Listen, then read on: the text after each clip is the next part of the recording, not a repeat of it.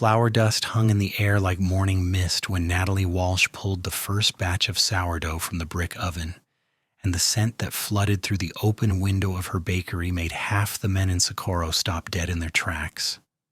It was 1878, and in this dusty New Mexico town where most folks survived on hardtack and beans, Natalie's bread was something close to miraculous.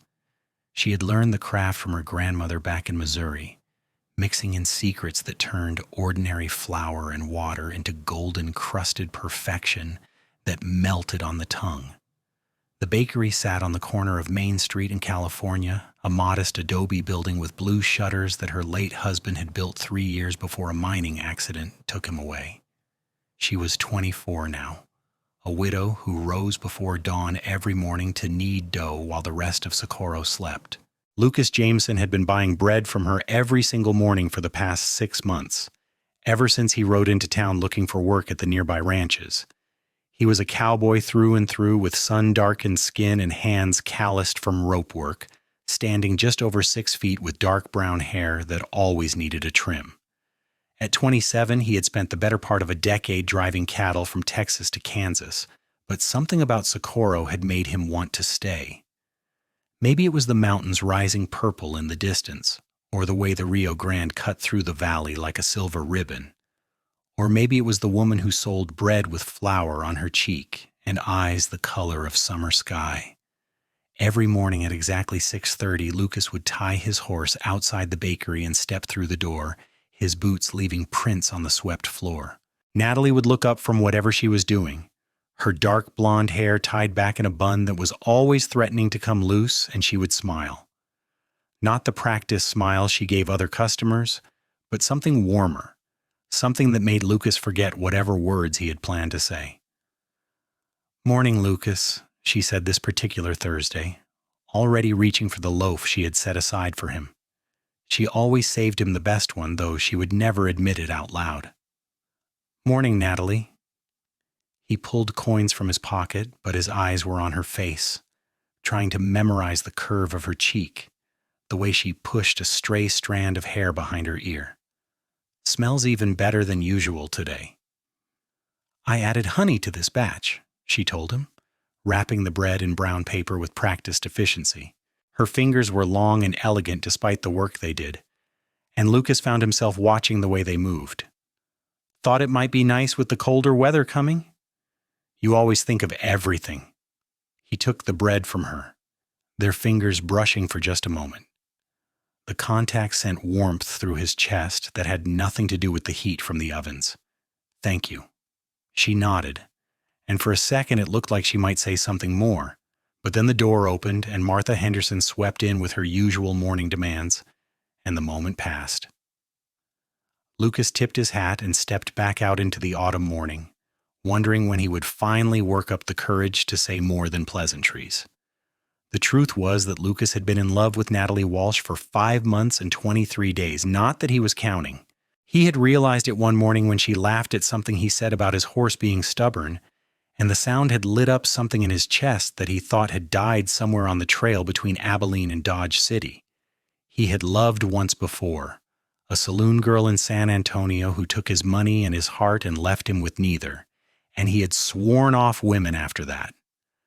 But Natalie was different. She was kind without being soft, strong without being hard, and she made bread that tasted like home even though Lucas had not had a real home since he was 17. He worked at the Double J Ranch, 10 miles south of town, where he earned $30 a month breaking horses and mending fences. The work was honest and hard, and Lucas liked both those things. The ranch foreman, a grizzled man named Pete Carson, had noticed Lucas disappearing into town every morning and had started making jokes about it.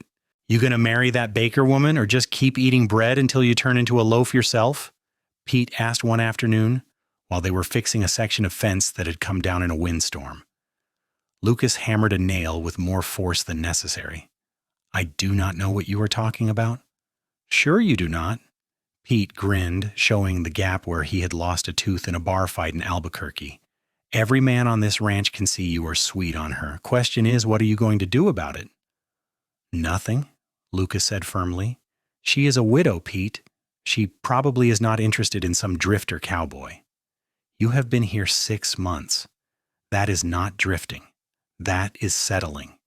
And I have seen the way she looks at you when you come into town. Sarah mentioned it last week. Sarah was Pete's wife, a woman who knew everyone's business before they knew it themselves.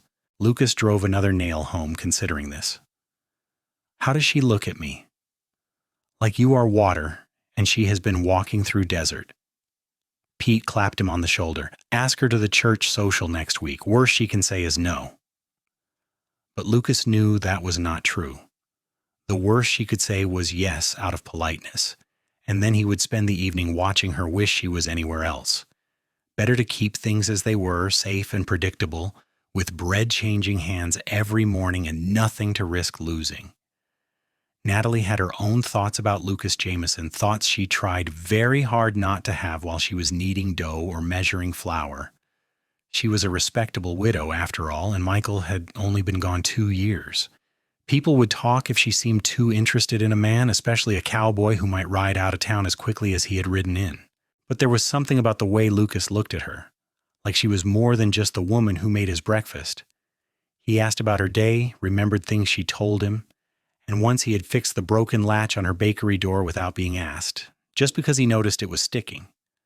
Her friend Rebecca Martinez, who ran the general store next door, had noticed the daily visits and had opinions about them. That cowboy is in love with you, Rebecca announced one afternoon while Natalie was buying sugar.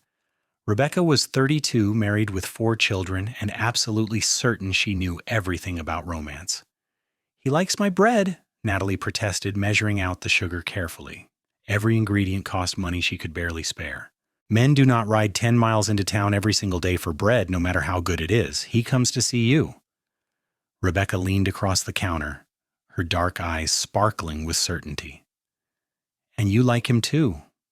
Do not even try to deny it. Natalie felt heat rise to her cheeks. I hardly know him.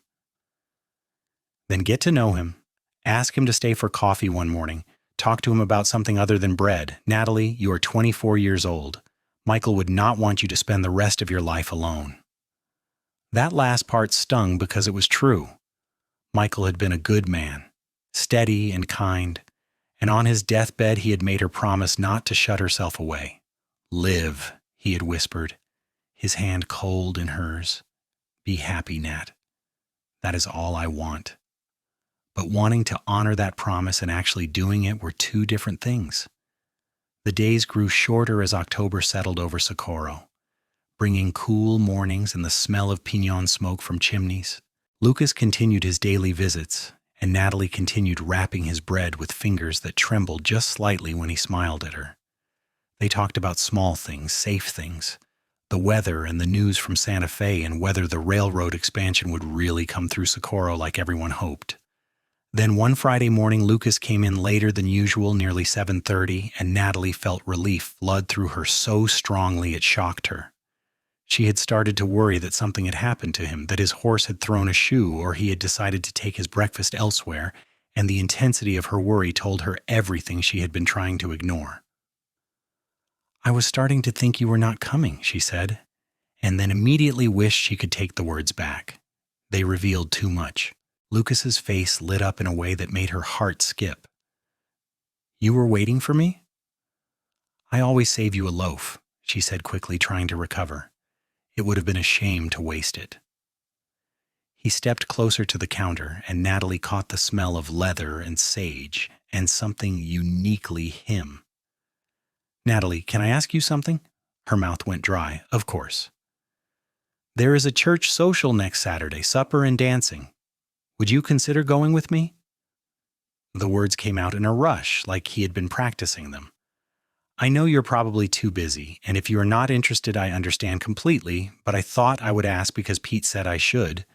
Not that I would not have asked anyway, I just meant— Yes, Natalie interrupted, unable to stop the smile spreading across her face. I would like that very much. Lucas stared at her like she had just handed him the deed to a gold mine. Yes? Really? Really. She wrapped his bread with hands that were definitely shaking now. What time should I be ready?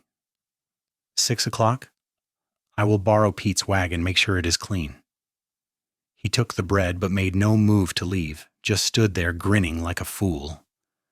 6 o'clock sounds perfect, Natalie said softly. Lucas finally left, and the moment the door closed behind him, Natalie let out a breath she had not realized she was holding. Rebecca appeared from the general store so quickly she must have been watching through the window. "Did something just happen?" Rebecca demanded. "He looked like he just won at poker." "He asked me to the church social," Natalie admitted, pressing her hands to her warm cheeks. "And I said yes." Rebecca let out a whoop that probably carried halfway down the street. "I knew it. I knew it.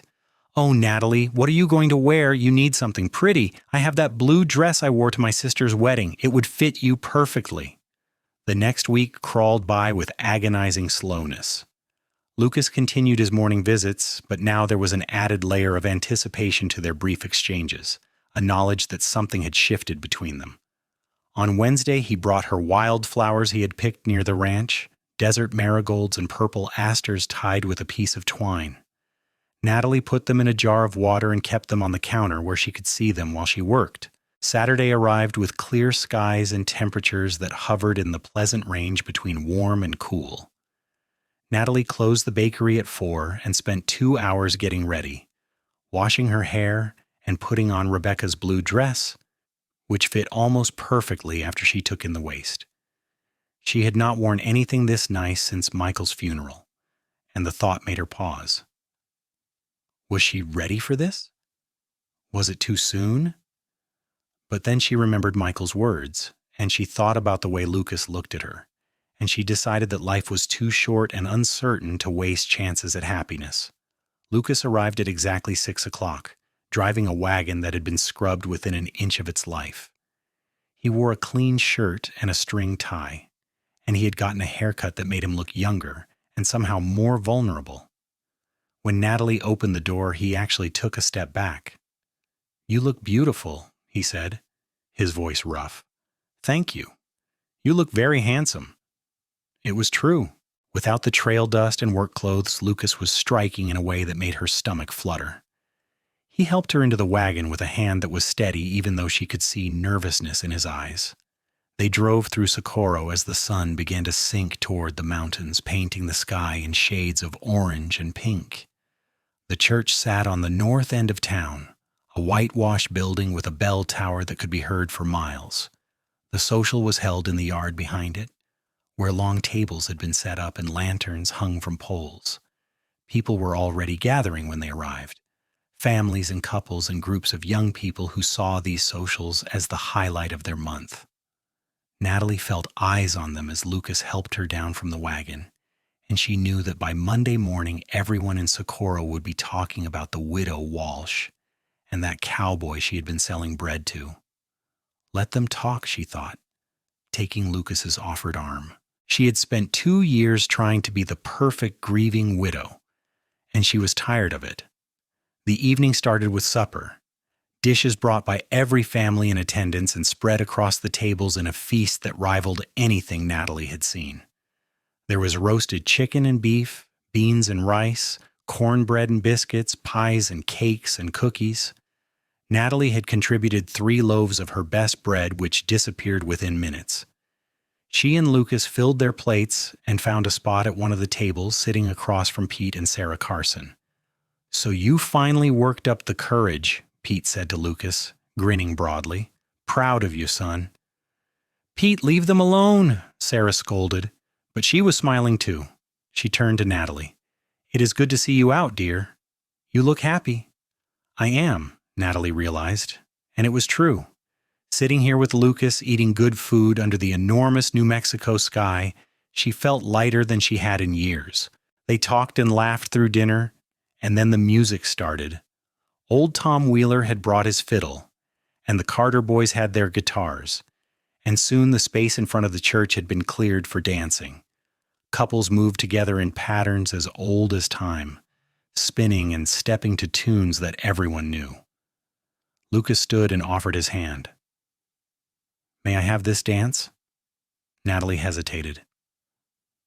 "I am not very good. Michael and I never really danced much." Neither am I. We can be terrible together.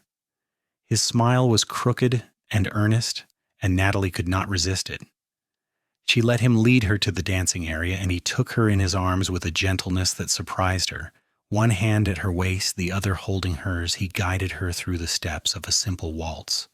He was right, he was not very good at dancing, but neither was she, and somehow that made it perfect. They moved together, stepping on each other's feet occasionally and laughing when they did. "Thank you for coming with me tonight," Lucas said quietly, his face close to hers. "Thank you for asking." Natalie looked up at him, at the dark eyes that had become so familiar over the past months. "I have been alone for a long time, Lucas. I almost forgot what this feels like." What feels like?" "Being seen, being wanted, not for what I can make or do, but just for myself." The words came from somewhere deep inside her, honest and raw. Lucas's hand tightened on her waist. "I see you, Natalie. I have seen you since the first morning I walked into your bakery and you had flour on your nose and you were singing something under your breath. You smiled at me like I was worth smiling at, and I have not been able to stop thinking about you since." Her breath caught. "Lucas, I know I'm just a cowboy.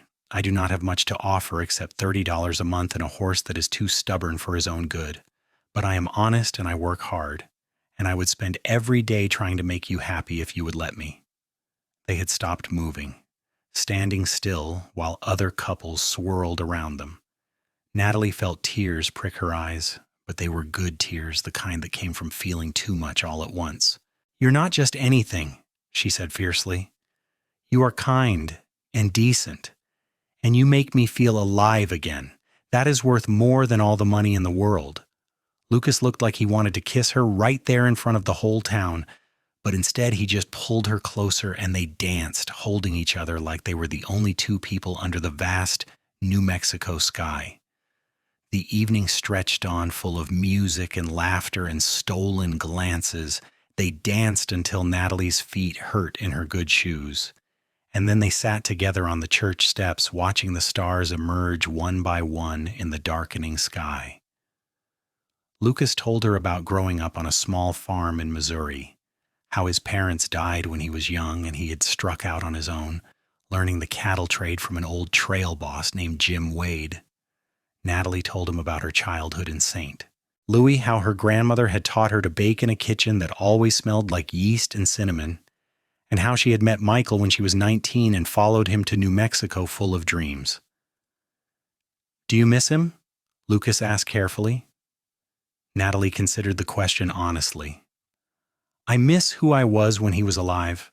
I miss feeling safe and planned for, but Michael and I, we were comfortable together more than passionate.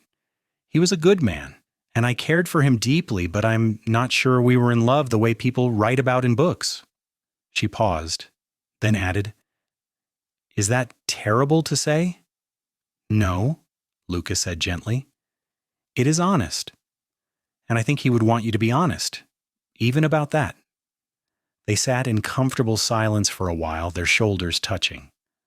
Finally, Lucas said, "I should get you home, early morning tomorrow. For both of us." Natalie still had to rise before dawn to start the bread. They drove back through Socorro, which had settled into its nighttime quiet. A few saloons still had lights burning, and somewhere a dog was barking, but mostly the town slept. Lucas pulled the wagon up in front of Natalie's bakery and helped her down, his hands steady on her waist. "I had a wonderful time tonight," Natalie said. "So did I." Lucas looked down at her, and Natalie could see the question in his eyes, the hope and fear mixed together. She rose on her tiptoes and kissed his cheek, letting her lips linger for just a moment. "Good night, Lucas. I will see you in the morning." "Every morning," he promised, his voice rough with emotion. "For as long as you will have me." She went inside, leaning against the door after she closed it, her heart pounding like she had run a mile. Through the window she watched Lucas drive away, and she smiled into the darkness. True to his word, Lucas appeared the next morning at 6:30, but this time when Natalie handed him his bread, he reached across the counter and took her hand. Can I take you to dinner next Friday? The hotel has that dining room, nothing fancy but better than beans at the ranch. I would love that, Natalie said, threading her fingers through his. And so it began. They courted properly, the way people did in Socorro in 1878, with dinners and walks and carefully chaperoned picnics. Lucas met her on Sundays after church, and they would walk along the river talking about everything and nothing. He told her his dreams of maybe having his own small ranch someday. Just enough land for a dozen head of cattle and some horses. She told him about wanting to expand the bakery, maybe hire someone to help so she could make pastries and cakes as well as bread. The town watched their romance bloom with interest that ranged from supportive to skeptical. Some folks thought it was too soon after Michael's death. Others said Lucas would never amount to anything but a saddle tramp. But most people saw two young people who had found something rare and precious, and they smiled when Lucas and Natalie passed by. Rebecca was thrilled and took credit for the whole thing, claiming her advice had made it all possible. I told you, she said at least once a week. I told you he was in love with you. You were right, Natalie would agree, too happy to be annoyed by her friend's smugness. The weeks turned into months, autumn giving way to winter. The mountains around Socorro turned white with snow, though the valley itself stayed mostly clear. Business at the bakery slowed as people tightened their belts for the cold months, but Lucas still came every morning, often arriving early to help Natalie carry flour sacks or chop wood for the oven. One December morning, when frost coated the windows and their breath made clouds in the air, Lucas arrived to find Natalie struggling with a stuck oven door. The hinges had warped in the heat and cold, and the door would not open properly. Let me look at that, Lucas said, setting down his usual payment and examining the hinges. I can fix this. I will bring my tools tomorrow. You do not have to do that, Natalie protested, but Lucas just smiled. I want to. Besides, how else will you make my bread if the oven does not work? He came back the next day with tools and metal pieces he had gotten from the blacksmith. It took him 3 hours to remove the old hinges, file down the warped parts, and install new hardware. Natalie watched him work, admiring the competence in his movements, the way he approached problems with patience and logic. When he finished, the oven door opened and closed smoothly. Good as new, Lucas declared, wiping his hands on a rag. Natalie threw her arms around him, surprising them both. Thank you. You have no idea how much this helps. Lucas held her close, and Natalie felt safe and warm despite the winter cold. Natalie, he said softly, I love you. I have loved you for a long time, and I needed you to know. She pulled back just enough to see his face. I love you too, she said, and watched joy transform his features. I think I have loved you since you fixed my door latch without being asked. Maybe even before that. He kissed her then, a gentle kiss that tasted like promise and new beginnings. When they finally broke apart, Natalie was smiling so wide her cheeks hurt. Marry me, Lucas said suddenly. I know we have not been courting that long, and I know I do not have much to offer yet, but I love you and I want to wake up next to you every morning for the rest of my life. I want to help you run this bakery and build that life you dream about. Say yes, Natalie. Please say yes. Natalie felt tears stream down her cheeks. Yes, she whispered. Yes, I will marry you. Lucas let out a whoop that probably startled everyone on Main Street and lifted her off her feet, spinning her around in the small bakery. They were both laughing and crying at the same time, holding each other like they would never let go. They were married 3 weeks later in the same whitewashed church where they had danced at the social. It was a small ceremony, just close friends and a few people from town. Rebecca stood up with Natalie, and Pete was Lucas's best man. Natalie wore a simple dress she had sewn herself, cream-colored with lace at the collar. Lucas wore his best suit, which he had bought special in Santa Fe. When the preacher pronounced them man and wife, and Lucas kissed her, Natalie felt a rightness settle into her bones. This was where she was supposed to be, who she was supposed to be with. They had a wedding supper at the hotel dining room, and then Lucas took her back to the bakery, which would be their home. He had spent the past weeks fixing it up, adding a real bedroom in the back and building new shelves for supplies. It was not much, but it was theirs. Their wedding night was tender and sweet. Lucas treating Natalie like she was precious, taking his time to learn what she liked, and showing her what made him gasp. They lay together afterward, wrapped in blankets against the winter cold, and Natalie thought about how different this was from her first marriage. With Michael, intimacy had been pleasant but perfunctory. With Lucas, it was like discovering a part of herself she had not known existed. "Happy?" Lucas asked, running his fingers through her hair. "Happier than I knew I could be," Natalie answered honestly. Life settled into a new rhythm. Lucas continued working at the Double J, but he also became an integral part of the bakery. He took over the heavy work, hauling flour and water and firewood, which freed Natalie to focus on the baking itself. He built new shelves and a better counter, and he started talking to other business owners in town about selling Natalie's bread in their stores. "Garrison over at the saloon wants to buy 10 loaves a week," Lucas announced one evening as they were cleaning up after the day's work, "and the hotel wants to talk to you about supplying all their bread." Natalie stared at him. "That is too much. I cannot make that much bread by myself." "So we hire help. That girl Emma, who's always hanging around, she seems eager to learn. We could train her, pay her a fair wage." Lucas took her hands. "Natalie, your bread is the best in the territory. People are starting to hear about it beyond Socorro. We could turn this into something bigger if you want." "What about the ranch, your job?" "Pete said he would understand if I left. He has been expecting it since we got married. This bakery, this is our future, our life together. I want to build it with you." So they hired Emma Martinez, Rebecca's 16-year-old niece, who proved to be a quick study and a hard worker. With her help, Natalie was able to triple her production. The hotel signed a contract for daily bread delivery, and soon other businesses followed. By spring, the bakery was more successful than Natalie had ever dreamed, but success brought new challenges. The existing oven could not keep up with demand, and they needed more space for storage and preparation. Lucas approached the bank about a loan, but the banker, a pinch man named Silas Thornton, was skeptical. "You want to borrow $200 to expand a bakery?" Thornton said, looking at them over his spectacles. "That is a significant sum. What collateral do you have?" "The bakery building itself," Lucas said firmly, "and the equipment. Plus, Natalie has contracts with half the businesses in town. We have a proven track record of success." Thornton studied the papers Lucas had prepared, showing income and expenses for the past 6 months. Finally, he nodded. "Very well. But I will expect monthly payments, and if you default, the bank takes possession of the property." "We will not default," Natalie promised, and she meant it. They used the loan money to buy a second oven and knock down a wall to expand the baking area. Lucas did most of the construction himself, working late into the evenings after his days at the bakery. It took 2 months, but when they were finished, the bakery had doubled in size and could produce 3 times as much bread. Business boomed.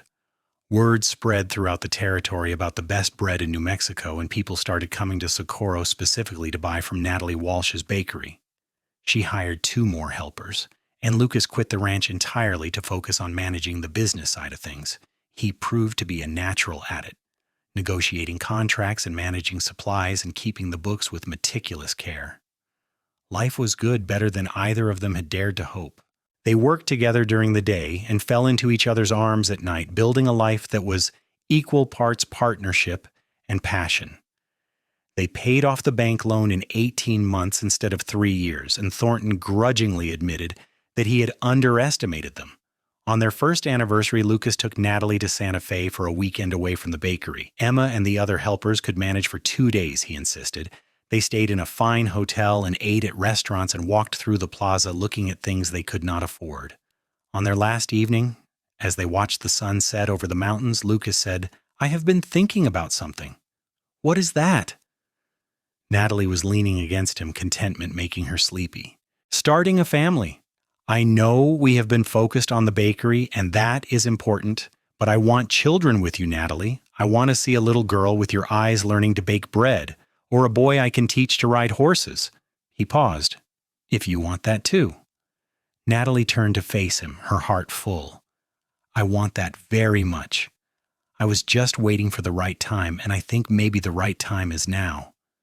They went home to Socorro with a new plan, a new dream to chase together. It took a few months, but by early 1880, Natalie realized her courses had stopped. She waited another week to be sure, and then she told Lucas one morning before the bakery opened. He stared at her for a long moment, and then he picked her up and spun her around just like he had the day she agreed to marry him. "We are going to have a baby," he kept saying, like he could not quite believe it. "We are going to be parents."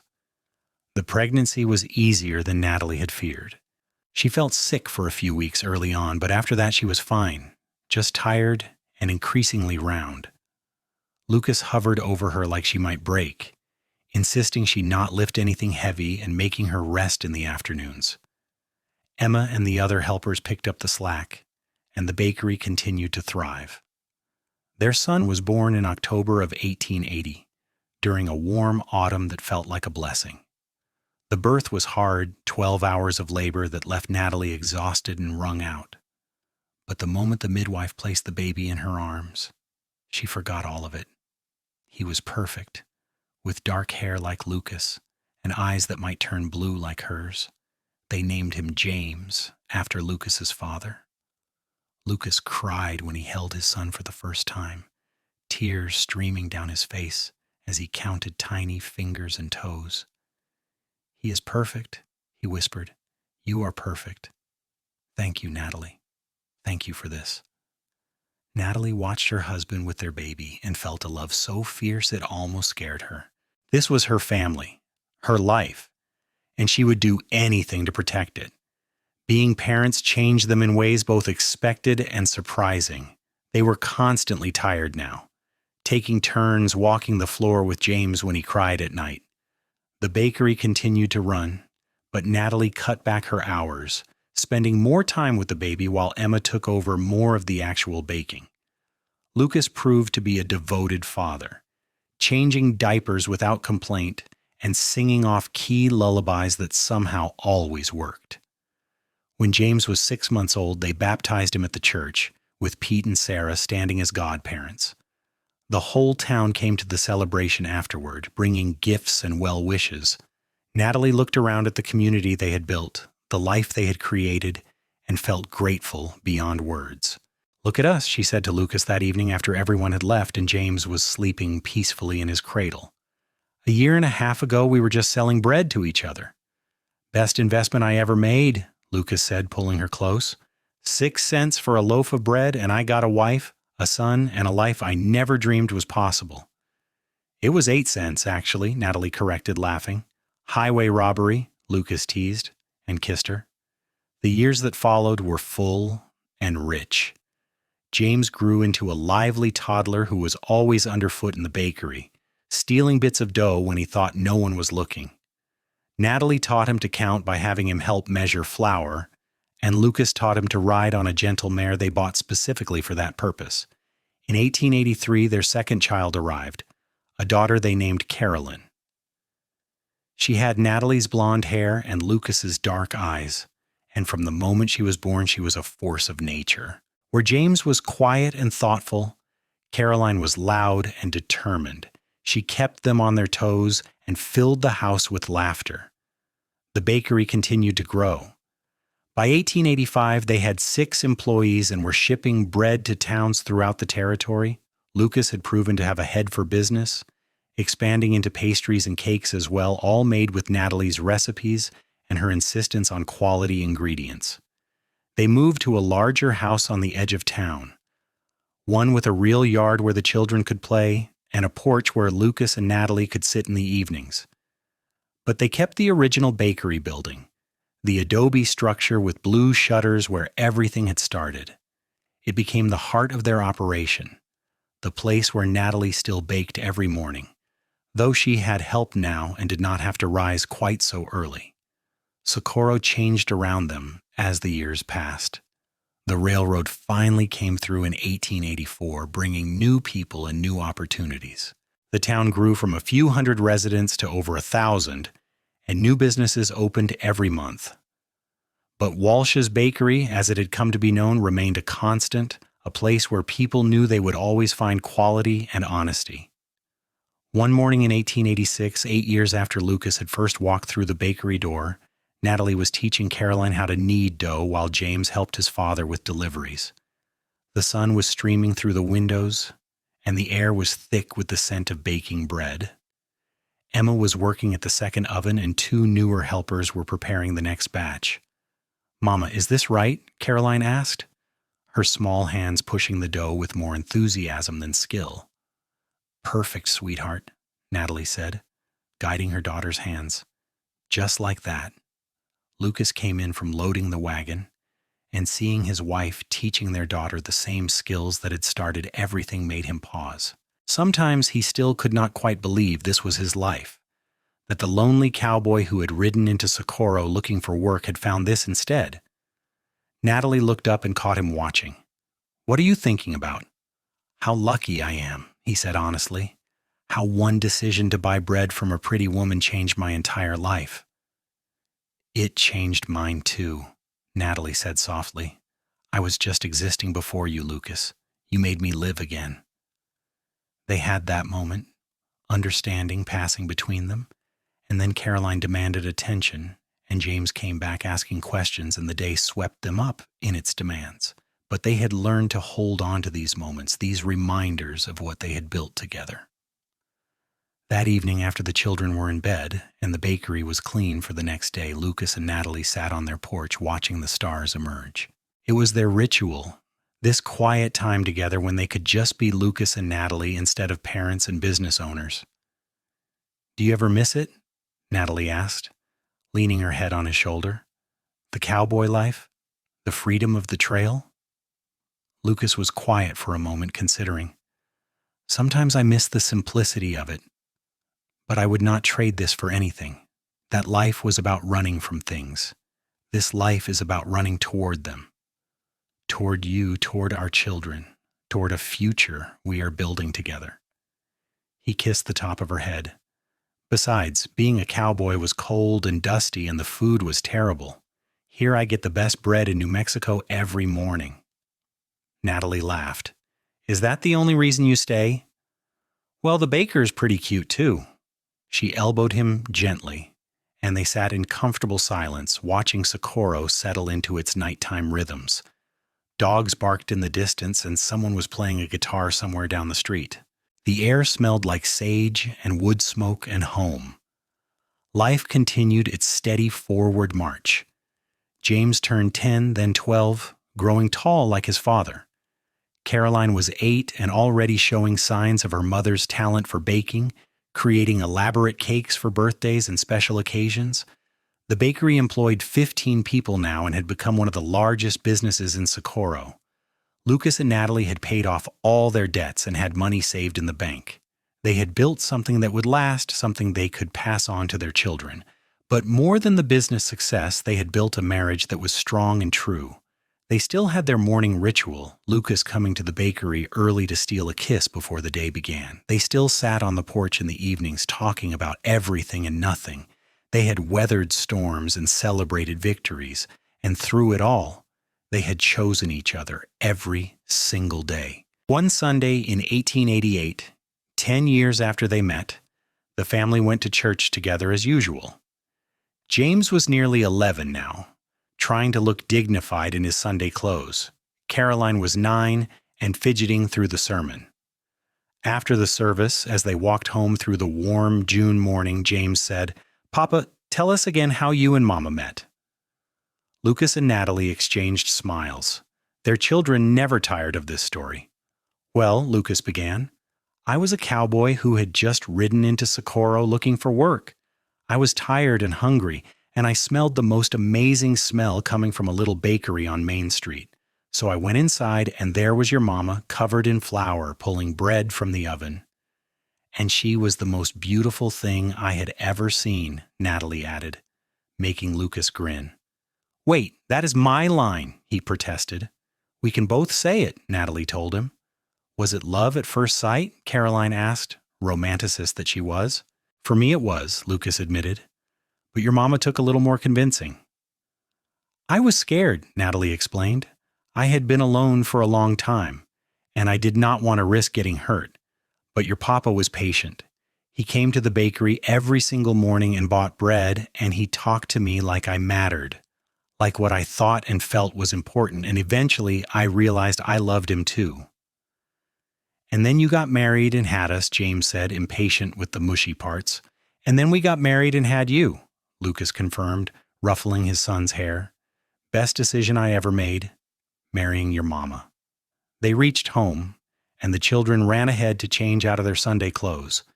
Lucas caught Natalie's hand, holding her back for a moment. Still true, he said quietly. Best decision I ever made. Mine too, Natalie replied, rising on her toes to kiss him. After all these years, his kiss still made her heart race. As the 1880s gave way to the 1890s, Socorro continued to modernize. Electric lights came to Main Street, though the Jameson house relied on lanterns for a few more years. The telephone arrived, though Lucas grumbled about the expense. Automobiles were starting to appear in bigger cities, though they had not yet reached New Mexico in any numbers. Through all these changes, the bakery remained a constant. Natalie still rose early most mornings to oversee the first batch of bread, though she did not have to do all the work herself anymore. Lucas managed the business side, which had grown complex as they added more products and more distribution points. Emma had been promoted to head baker and had gotten married to a railroad man, though she still worked at the bakery every day. In 1891, James turned 13 and announced that he wanted to learn the business side from his father. Lucas was delighted and started teaching his son about contracts and accounting and how to negotiate with suppliers. Caroline, at 10, was already a skilled baker and spent hours experimenting with new recipes. Natalie watched her children growing into their own people and felt proud and melancholy at the same time. They are not babies anymore, she said to Lucas one night. No, but they are good people, strong and kind and smart. We did well, Nat. We did we not? In 1892, Natalie found herself pregnant again at 38. It was unexpected, and she worried about the risks at her age, but the pregnancy progressed smoothly. In March of 1893, their third child was born, another son they named Daniel. James and Caroline were fascinated by their baby brother, taking turns holding him and helping care for him. Lucas, at 42, joked about being an old father, but he was just as devoted to Daniel as he had been to their older children. Natalie watched him walking the floor at night with the baby and fell in love with him all over again. The years passed in the way years do when you are happy and busy. James graduated school and became a full partner in the bakery business at 18. Caroline met a young architect named Thomas Wright who had come to Socorro to design new buildings for the growing town. They married when she was 20 in 1901 and had their first child a year later, making Lucas and Natalie grandparents at 48 and 44 respectively. Daniel grew into a bright, curious boy who was fascinated by the new technologies emerging at the turn of the century. He talked about going to college to study engineering, and Lucas and Natalie encouraged him, proud that they could give their children opportunities they had never had. In 1903, on their 25th wedding anniversary, Lucas took Natalie back to Santa Fe for a week away from Socorro. Emma and James could handle the bakery, and Caroline could watch Daniel, who was now 10 and reasonably self-sufficient. They stayed in the same hotel where they had celebrated their first anniversary, and they spent the days exploring and the evenings remembering. On their last night, they went back to the plaza to watch the sunset, standing in the same spot where Lucas had first told Natalie he wanted children. 25 years, Natalie marveled. Sometimes it feels like yesterday, and sometimes it feels like we have always been together. I hope we have another 25, Lucas said, his arm around her waist. He was 52 now, with gray threading through his dark hair and lines around his eyes from years of smiling. But to Natalie, he was just as handsome as the cowboy who had first walked into her bakery. At least, she agreed. She was 49, and the years had been kind to her. She was softer around the middle, and there was silver in her blonde hair, but Lucas still looked at her like she was the most beautiful woman in the world. Do you remember what you said to me that first night we danced? Lucas asked. I said a lot of things. You said I made you feel alive again. That is how I feel about you, Nat. Every day with you is a gift I never expected to receive. You took a lonely cowboy and gave him a home, a family, a purpose. You gave me everything. Natalie felt tears prick her eyes. You gave me just as much. You reminded me that I could be more than a widow baking bread.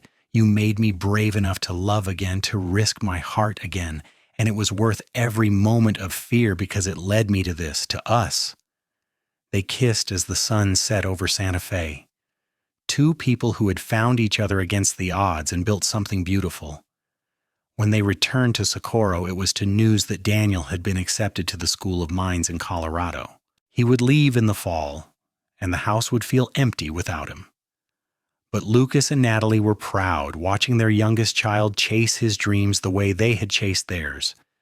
The bakery celebrated its 25th anniversary in 1903 with a town-wide party. It seemed like everyone in Socorro showed up to eat cake and bread and celebrate the business that had become such an integral part of the community. People gave speeches about how Walsh's bakery was more than just a business. It was a symbol of what hard work and dedication could achieve. Lucas and Natalie stood together, overwhelmed by the outpouring of affection. This town had watched them fall in love, had supported them as they built their business and their family. These were their people, their community, and Socorro was truly home. "Thank you," Natalie said, when it was her turn to speak. 25 years ago, I was alone in a small adobe building, baking bread and trying to survive. Then a cowboy walked through my door and changed everything. Lucas gave me love and partnership and a reason to dream bigger. Together we built this bakery, and we built it for you, for this town that embraced us and supported us. Thank you for being part of our story. The applause was deafening, and through her tears, Natalie saw Rebecca dabbing at her eyes. Pete and Sarah were clapping enthusiastically, and Emma was beaming with pride. This was family, all of them bound together by bread and love and the shared experience of building lives in this corner of New Mexico. As the years continued forward, Lucas and Natalie entered the comfortable phase of life where their children were grown and they could finally slow down. James took over more of the daily operations of the bakery, running it with the same integrity his parents had established. Caroline and Thomas had 3 children of their own, and Natalie delighted in being a grandmother, teaching her grandchildren to bake just as she had taught her own children. Daniel excelled at the School of Mines and graduated with honors. He took a job with a mining company in Colorado but came home to visit several times a year, filling the house with talk of new technologies and modern innovations. In 1908, on a warm October evening, Lucas and Natalie sat on their porch as they had done thousands of times before. Lucas was 61 now, finally showing his age in the way he moved a little slower and needed glasses to read. Natalie was 57, her hair more silver than blonde, but her eyes still bright. "Do you remember the first morning I came to the bakery?" Lucas asked, taking her hand. "Of course. You were dusty from the trail and trying so hard to seem casual about buying bread." Natalie smiled at the memory. "I knew right away you would be back." "How did you know?" "The way you looked at me. Like I was something special, not just the person selling you food. No one had looked at me that way in a long time." Lucas raised her hand to his lips and kissed it. "You are something special. You always have been. That morning I walked into your bakery, planning to buy bread and move on. Instead, I found my whole future." "I love you, Lucas Jameson," Natalie said softly. "I have loved you for 30 years, and I will love you for however many more we have." "And I love you, Natalie Jameson. Thank you for saying yes to a cowboy who did not have much to offer except his heart." They sat together as the sun set, painting the New Mexico sky in shades of gold and crimson. The scent of sage drifted on the evening breeze, and somewhere in town someone was playing a piano. From inside the house came the sound of their granddaughter practicing her letters, and from the bakery down the street came the faint smell of tomorrow's bread already being prepared. This was the life they had built, loaf by loaf, day by day, choosing each other over and over again.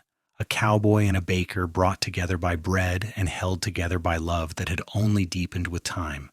They had weathered storms and celebrated triumphs, raised children and built a business. And through it all, they had remained partners in every sense of the word. As darkness settled over Socorro, Lucas and Natalie went inside to the home they had made together, the life they had created from courage and commitment and the simple act of buying bread every morning. And if anyone had asked them for the secret to their happiness, they would have said it was simple. They saw each other, truly saw each other, every single day. They chose love when love was hard. They chose partnership when independence might have been easier. And they chose to build something together that was greater than either of them alone. The years that followed brought the usual mixture of joy and sorrow that comes with a life well lived. In 1912, Pete Carson passed away peacefully in his sleep, and Lucas mourned the loss of the man who had encouraged him to take that first chance with Natalie. Sarah followed 2 years later, and they buried her next to her husband on a hill overlooking the valley. But there were joys too. James married a school teacher named Helen in 1910, and they had 2 children. Caroline's family grew to include 5 children total, filling family gatherings with noise and laughter. Daniel finished his work in Colorado and returned to Socorro in 1914, taking a position managing the mining operations near town. He married a woman named Ruth, and they settled into a house just down the street from Lucas and Natalie. The bakery continued to thrive under James's management, adapting to new times while maintaining the quality that had made it famous. They bought a delivery truck in 1915, replacing the old wagon, and Lucas joked that he had lived long enough to see horses replaced by machines. World War I brought changes to Socorro and the whole country. Daniel enlisted despite being in his 30s, his engineering skills needed by the Army. Those were anxious years, waiting for letters and praying for his safety. When he finally came home in 1919, thinner and quieter but whole, Lucas and Natalie wept with relief. Through all of this, through the march of time and the changes that came with it, Lucas and Natalie remained each other's constant. They had grown old together, their bodies slowing but their love deepening. Lucas still walked to the bakery every morning, though he no longer worked there regularly. He would drink coffee and talk to James and Emma, who was now in her 50s and still the head baker. And every morning someone would hand him a loaf of fresh bread, keeping alive the tradition that had started everything. In the spring of 1923, Lucas fell ill with pneumonia. At 76, his body simply did not have the strength to fight it off. Natalie sat by his bedside for 3 days, holding his hand and telling him stories about their life together. The children gathered, and the grandchildren, filling the house with quiet concern. On the 3rd night, when it was just the 2 of them, Lucas looked at Natalie with eyes that were still clear despite the fever. "I am not afraid," he told her, his voice weak but steady. "I have had a good life, Nat, better than I ever dreamed possible." "Do not talk like that," Natalie said, though she knew what was coming. "You are going to be fine." "We both know that is not true." He squeezed her hand with what strength he had left. "Listen to me. I want you to keep living. Do not shut yourself away like you did after Michael. Promise me you will keep going, keep finding joy." "Lucas, please. Promise me, Nat." Through her tears, she nodded. "I promise." "I love you," he whispered. "From that first morning until right now, you have been the best part of my life. Thank you for taking a chance on a cowboy who had nothing but hope." "You had everything," Natalie said fiercely. "You had kindness and integrity and the biggest heart I've ever known. Thank you for choosing me, for loving me, for giving me this beautiful life." Lucas smiled, and then his eyes closed. He passed peacefully just before dawn, with Natalie holding his hand and the morning birds beginning their songs outside the window. The funeral was the largest Socorro had ever seen. It seemed everyone in town came to pay their respects to the man who had helped build one of its most beloved institutions. They buried him in the town cemetery under a cottonwood tree, and the headstone read simply, "Lucas Jameson, 1847-1923, beloved husband, father, and friend." Natalie thought she would break from the grief. Losing Lucas felt like losing a part of herself, the best part, but she remembered her promise and she kept going. She went to the bakery every morning, not to work, but to be around the smells and sounds that reminded her of him. She spent time with her children and grandchildren, finding comfort in the family they had created together. And slowly, very slowly, the sharp edges of grief softened into something more bearable. She lived another 12 years, watching her grandchildren grow and welcoming great-grandchildren into the world. She saw the bakery continue to thrive under James's management, adapting to changing times while honoring its roots. She saw Socorro grow from a frontier town into a modern community, though it never lost the character that had made it home. On a warm morning in October of 1935, Natalie Walsh Jameson passed away peacefully in her sleep at the age of 82. They buried her next to Lucas under the cottonwood tree, and the headstone read, Natalie Walsh Jameson, 1853-1935, beloved wife, mother, and baker. At the funeral, James stood to give the eulogy. He talked about his mother's strength and kindness, her talent and her generosity. But mostly he talked about the love story that had started with bread. My father was a cowboy who walked into a bakery one morning looking for breakfast, James said, his voice thick with emotion. He found so much more. He found a woman who would change his life, who would build a future with him, who would love him completely for 45 years. And my mother, who had convinced herself that her life was over at 24, found a man who reminded her that the best chapters were still to come. They built something beautiful together. Not just a business, but a family, a legacy of love that continues in all of us. He looked out at the gathered crowd, at the children and grandchildren and great-grandchildren, at the community that had embraced his parents and supported them. Every morning, my father bought a loaf of bread from my mother. It was a ritual they maintained even after they were married, even after the bakery expanded and they had a dozen employees.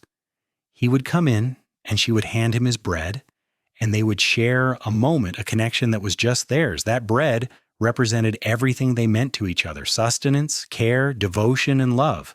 The best bread in town, bought faithfully every single morning, and a love that lasted a lifetime. The legacy of Lucas and Natalie Jameson lived on in Socorro. Walsh's Bakery continued operating for another 50 years, run by their descendants, still making bread with the recipes Natalie had perfected all those years ago. The original adobe building with blue shutters was eventually declared a historical landmark, preserved as a testament to the couple who had started with nothing but talent and determination and built something that endured. Their story became part of Socorro's history, told and retold, about the widow who made the best bread in town and the cowboy who bought a loaf every single morning and found love instead. It was a story about second chances and taking risks, about building a life together one day at a time, about love that started simple and grew into something magnificent. Years later, when people asked about the secret to Lucas and Natalie's long, happy marriage, their children would smile and say it was simple. They chose each other every single day. They saw each other, truly saw each other, and they never took that for granted. They built their life on a foundation of respect and partnership, spiced with passion and sweetened with genuine affection.